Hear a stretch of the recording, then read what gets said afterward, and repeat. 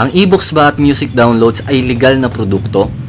Ang sagot ay 100% na yes. Una, dahil paubos na ang mga puno sa mundo, konti na lang ang mga paper tree at dahil nauso na ang computer at iPads, dumating na tayo sa punto na hindi na tayo gagamit ng papel sa school, kundi e-paper. At bilang estudyante, kaysa naman magdala ka ng 3 o 5 textbooks sa school araw-araw, nauso na ang iPads at e-books.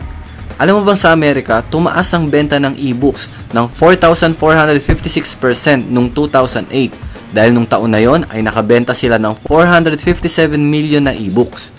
Habang bumagsak naman ang bentahan ng aktwal na libro. Yan ay ayon sa Association of American Publishers. 2008 pa yan. Paano pa ngayong 2013? Dito sa Pilipinas, lumalaki na rin ang market o bentahan ng e-books dahil dumadami na rin ang mga taong kayang bumili ng computer gadgets. Pangalawa, ang pag-download ba ng digital music ay legal na produkto? Syempre yes na yes. Laos na kasi ang cassette tapes, CD o DVD, kaya mas patok ngayon ang pagbebenta ng mga kanta sa iTunes.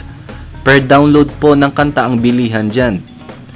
Pwede rin ang ringtones katulad ng mga natatanggap mong offers sa iyong cellphones. Kahit hindi buo ang kanta, paulit-ulit lang ang tunog, ringtone na. Narinig mo na ba ang Crazy Frog? Yung kanta na ang totoo ay hindi mo naman naiintindihan. What's going on?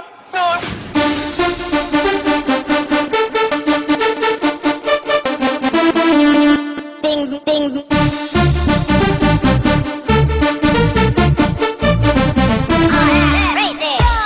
Alam mo bang ang ringtone pa lang na ito ay halos kumita ng kalahating bilyong dollars at ito ay taong 2005 pa. Sa tingin mo naman, magkano ang kinita sa downloads nito na may 1 billion hits sa YouTube? Oppan Gangnam Style. Gangnam Style. 낮에는 따사로운 인간적인 여자. Oppan Gangnam Style. Maraming bumibili, di ba? Pero sino lang ang kumikita? Syempre yung nagbebenta nito. Ngayon, ang 55 pesos mo, meron kang 99 na e-books at meron ka 7 relaxing music at 70 music tracks. Sa tingin mo, nalugi ka ba sa 55 pesos mo? Ang daming kapalit ng 55 pesos mo at ang maganda dito, meron ka pang negosyo. Sa halagang 55 pesos, pwede ka pang kumita ng 5,000 o 50,000. Kung hindi ka pa nag-sign up, mag-register ka na for free sa link na nakikita mo sa iyong screen at magkita ulit tayo sa susunod na video. Kita kits!